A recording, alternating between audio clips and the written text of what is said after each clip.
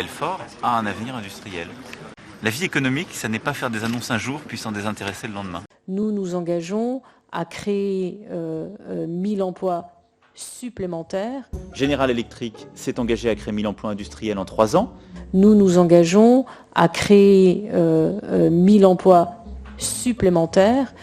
Ce midi, le ciel est tombé sur la tête des Belfortins. L'orage était attendu, mais le chiffre annoncé de 1000 emplois supprimés sème la tristesse et la colère. Si j'y arrive, vous allez investir? Est-ce que vous allez embaucher, créer un certain nombre d'emplois? Et j'ai répondu, aucun problème. Le gouvernement a reçu hier les dirigeants de Goodyear, et notamment à mon ministère.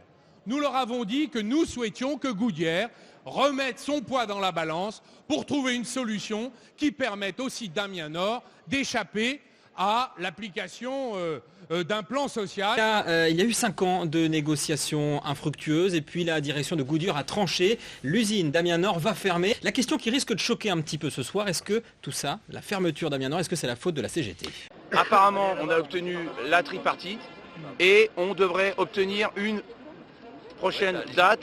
Et cette prochaine date, on aura affaire en face de nous les grands patrons de Continental AG. Nous sommes évidemment attentifs au respect des procédures, au respect des exigences en matière sociale, notamment en matière de revitalisation, en matière de recherche de solutions de remplacement en ce qui concerne ce site, dont j'espère en tout cas qu'il n'aboutira pas à une situation qui serait très néfaste pour les 1100 personnes concernées.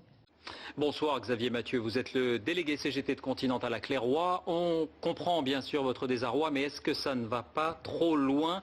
Est-ce que vous regrettez ces violences? Il y a comme un mélange de colère et d'inquiétude ce matin après l'annonce de Bridgestone qui fermera au printemps prochain son usine de pneumatiques, une usine implantée depuis près de 60 ans et qui emploie aujourd'hui 863 salariés.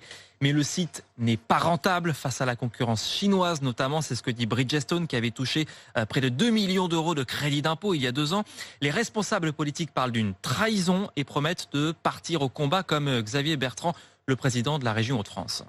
Une fermeture complète de ce site, c'est un assassinat. Et c'est un assassinat prémédité. On a affaire à des menteurs parce qu'en novembre 2019, c'était pas là un siècle, à Bercy au ministère, il y a eu des réunions et ils nous ont dit les yeux dans les yeux, non, vous savez, il y a des difficultés sur le marché du pneu, mais il n'est pas question de fermer. Nous, on doit tout faire pour forcer, je dis bien forcer Bridgestone à envisager un autre plan industriel. C'est ce qu'on va faire avec l'État. L'État va se mobiliser.